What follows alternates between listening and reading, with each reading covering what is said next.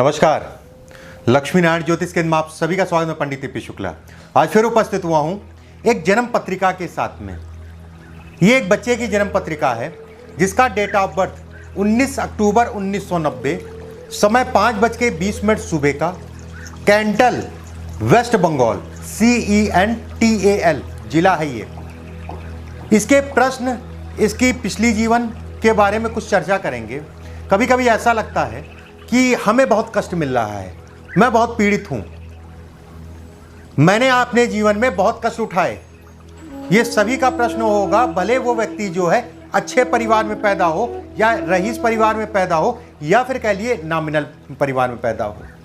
कभी कभी ऐसा भी होता है कि जब व्यक्ति जो है दूसरे के कष्टों को देखता है तो लगता है कि परमात्मा ने हमको बहुत कुछ दिया। ये वैसी ही पत्रिका है। इनके पिता 2004 में इनके घर से अलग हो गए। सरकारी नौकरी में थे पिता, माता को मारते थे, शराब पीते थे और बच्चों को मारते थे। अभी मैं ग्रहों योग भी बताऊंगा आपको कि किस आधार पे मैं ये चीज़ें जो है आपको दिखाने आया हूँ, किन आधारों पे ये चीज़ें होती हैं। बच्चे की माँ झाड़ू पोछा करना दूसरे के घरों में, अत्यंत गरीब घर, पिता का साथ छूट गया, पिता कह लिए संगत अच्छी नहीं थी, मारना पीटना, ये सारी चीज़ें। 2004 से वो अलग हो गए। माता ने इस बच्चे को पढ़ाया, माता ने इस बच्चे को तैयार किया और इस बच्चे की मेहनत कर्म ने आज इस मुकाम पे लाके खड़ा किया है कि एक सरकारी नौकरी में है। अभी इससे आगे भी इसको बहुत कुछ करना है, वो भी मैं समझाऊंगा। जीवन इसका जो है काफ़ी बेहतर है, थोड़ा मोड़ा नहीं। कुछ अलग चीज़ें हैं जो आपको समझने में मज़ा भी आएगा और इसको ध्यान से देखिएगा कैसे कुंडली का विश्लेषण करते हैं। 2011 में इसको सरकारी नौकरी मिली। बहरहाल कुछ चीज़ें मैं पहले बता देता हूँ ग्रहों के हिसाब से, फिर आगे की बात करेंगे। देखिए, इस बच्चे की अगर देखा जाए तो कन्या लगन की पत्रिका है। चित्रा नक्षत्र का दूसरा चरण लगन है इसका। अगर मैं बात करूं, लगन जो है चित्रा नक्षत्र का दूसरा चरण है 27 डिग्री 10 कला पे। दूसरा चरण चित्रा नक्षत्र मतलब मंगल का नक्षत्र हो गया। मंगल इस जन्म पत्रिका में अगर देखा जाए तो लगन का अष्टम का स्वामी है और आपके जो है तृतीय का स्वामी हो के पिता के भाव में है। कहीं ना कहीं जब भी मंगल 9वें भाव में बैठता है, रोहिणी नक्षत्र के चौथे चरण में जैसे इनका है 20 डिग्री 45 कला पे है, तो कहीं ना कहीं अग्रेशन को दिखाएगा, गुस्से को दिखाएगा। और पिता का मालिक जो है अगर देखा जाए लगन में है। अब द्वितीय मतलब वृषभ राशि, वृषभ राशि का अधिपति इनके पिता हो गए। इनके पिता अगर देखे जाए तो अच्छी अवस्था में होने चाहिए, अच्छी अवस्था में होने चाहिए, जो कि आपका शुक्र बनेगा।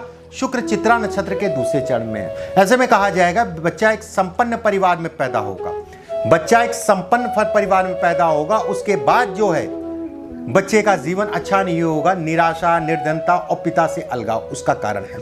देखिए, अगर सूर्य की बात करें, हम लोग पिता को देखते हैं। सरकारी नौकरी के लिए भी बहुत बड़ा प्रश्न होता है कि लोगों का कि सरकारी नौकरी, क्या सूर्य अगर नीच का है तो सरकारी नौकरी नहीं मिलेगी? अगर इस जन्म पत्रिका में देखा जाए तो इनका नवमांश में भी सूर्य तुला का ही है। लगन पत्रिका में देखा जाए तो इसमें भी तुला का है, मतलब ये कहा जाए कि नीच का।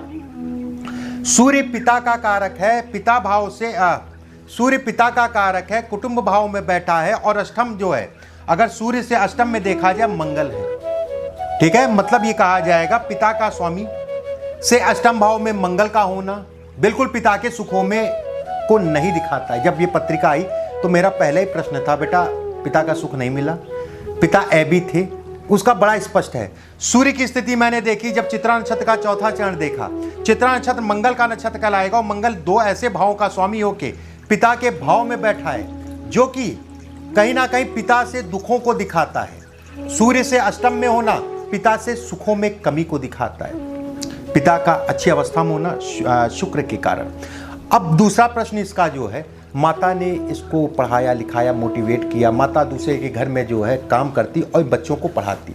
यहाँ तक बच्चे ने बोला कि पंडित जी मेरे पास जो है लाइट की व्यवस्था नहीं थी और लाइट की व्यवस्था के ना होने के कारण दोपहर में पढ़ते थे और शाम को जो है खाना पीना खा के सो जाते थे और जितनी जल्दी उठ सकते थे उतनी जल्दी उठते थे। मैंने पेपर भी बेचा, पेपर जो पढ़ते हैं आप लोग, पेपर भी बेचा, मैंने अन्य कार्य भी जो है छोटे मोटे किए। अब सुनिए, अब कुछ नक्षत्र इस बच्चे की मैं बताता हूं। अगर इस पत्रिका में देखा जाए सबसे बली ग्रह कौन सा है, बुध है क्या, शुक्र है क्या, नक्षत्र अगर देखें चित्रा नक्षत्र का दूसरा चरण 28 डिग्री 6 कला, 29 डिग्री 23 कला।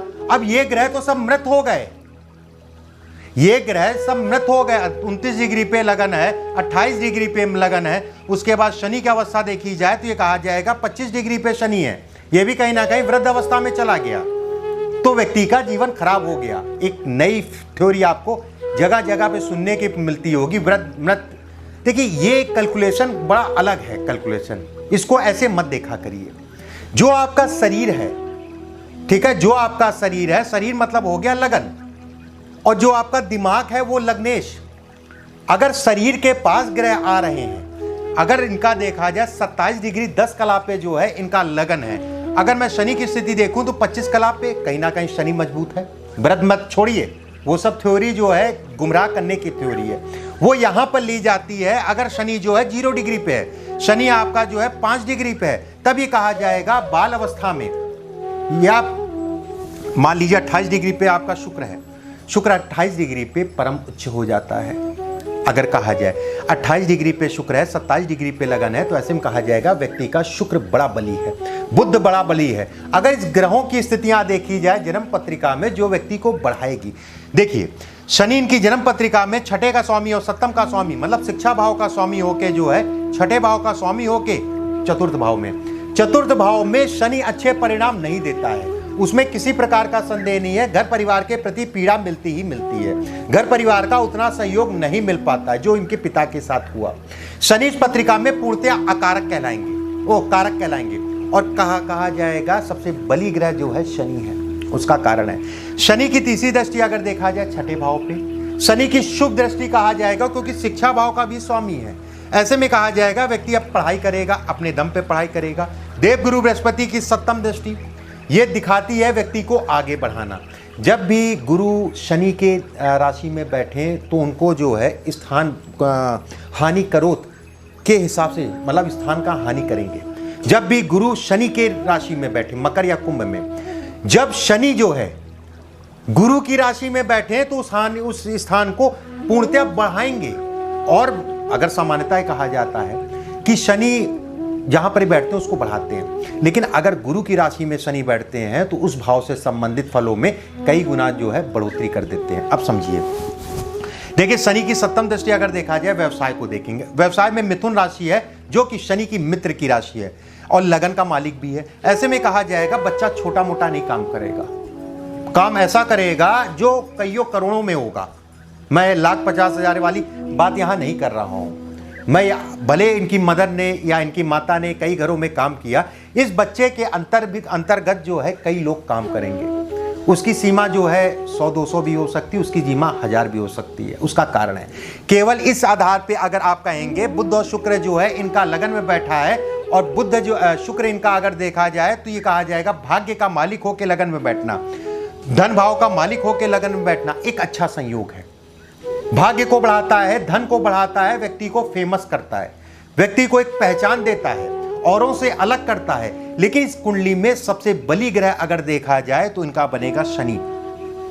शनि इस पत्रिका में अगर देखा जाए, शनि की दसम दृष्टि बुध और शुक्र पे पड़ना, यह जीवन में तरक्की को दिखाता है, अथाह तरक्की को दिखाता है। व्यक्ति एक दिन जो है बिजनेसमैन बनेगा।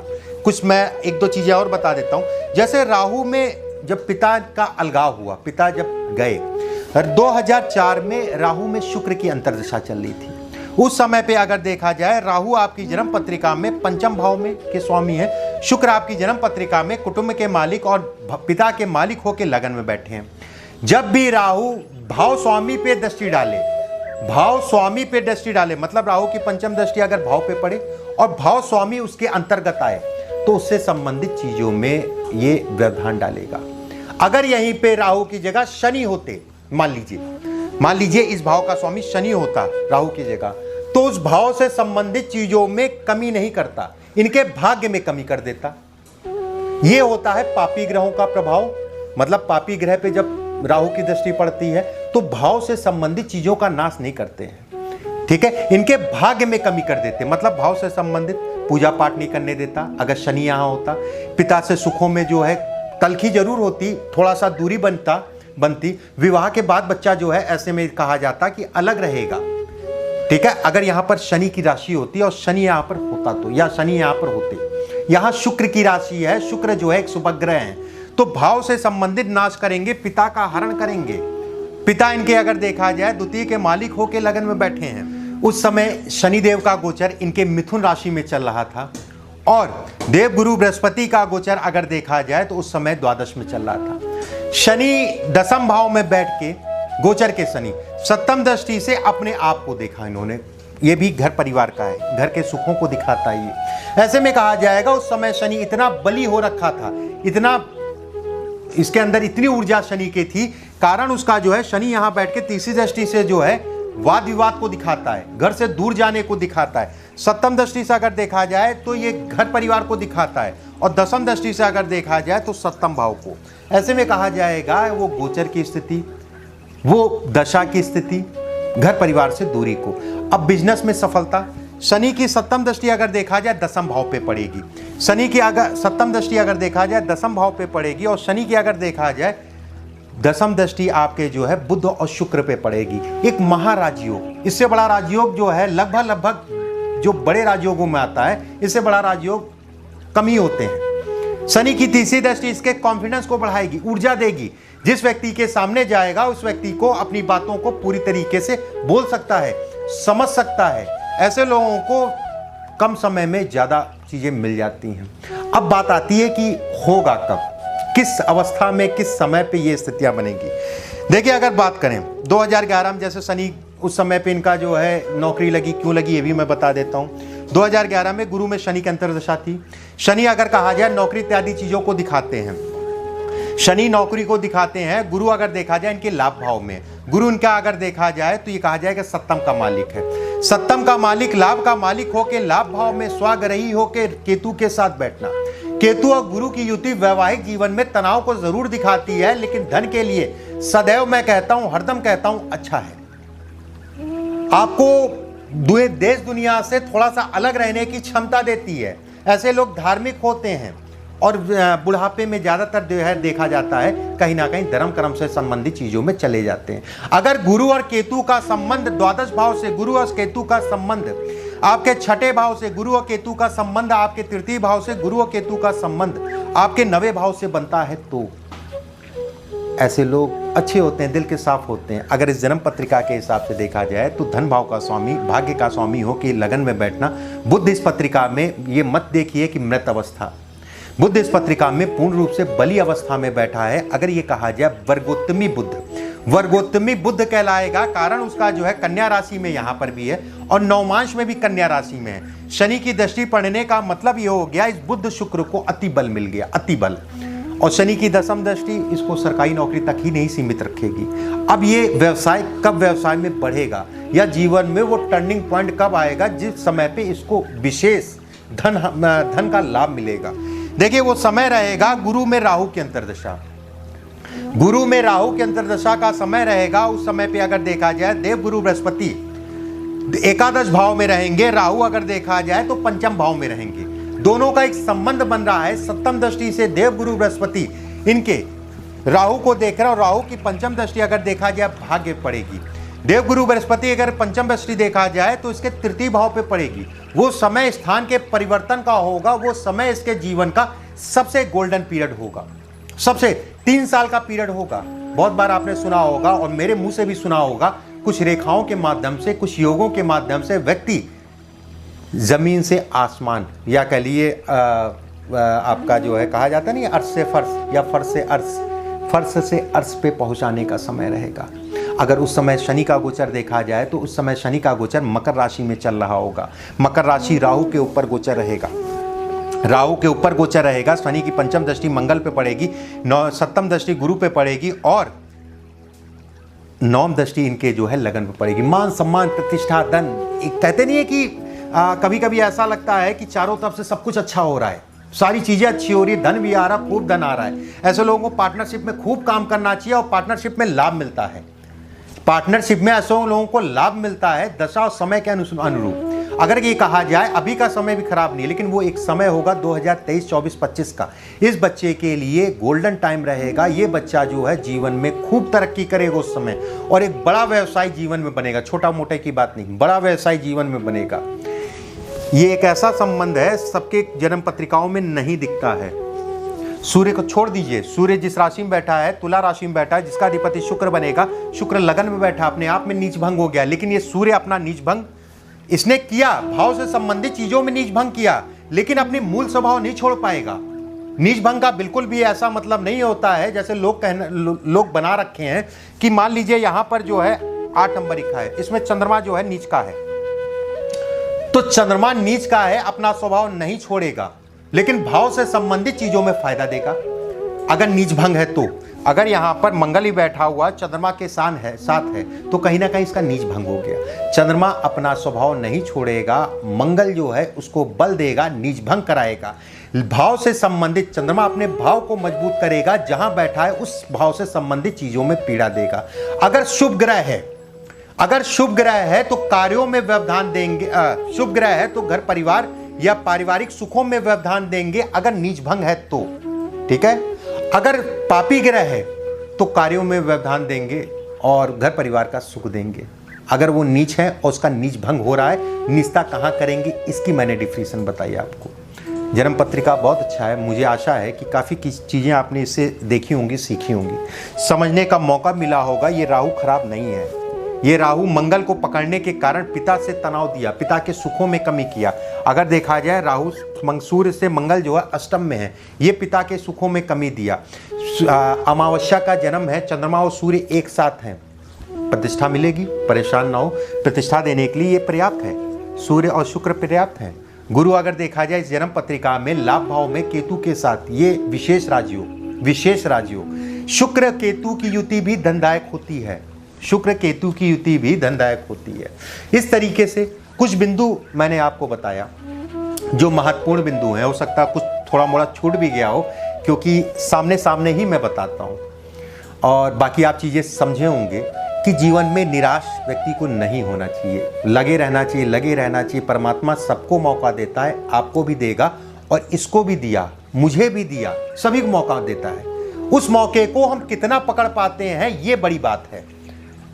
कर्म करते रहिए, मेहनत करते रहिए, माँ बाप की सेवा करिए, ऊपर वाले का नाम लीजिए, और थोड़ा सा जीवन में सकारात्मक सोचिए, भावनाओं में मत बहिए कि मैं ये कर लूँगा, मैं वो कर लूँगा, मैं वो कर लूँगा। इससे जीवन नहीं चलता है, जीवन चलता है वास्तविकता से। आज की वास्तविकता ये है कि अगर आप मेहनत नहीं करेंगे तो आप बहुत पीछे हो जाएंगे। चलिए अगले वीडियो में फिर किसी विषय के साथ आपके सामने फिर उपस्थित होऊंगा। अभी के लिए बस इतना ही, नमस्कार।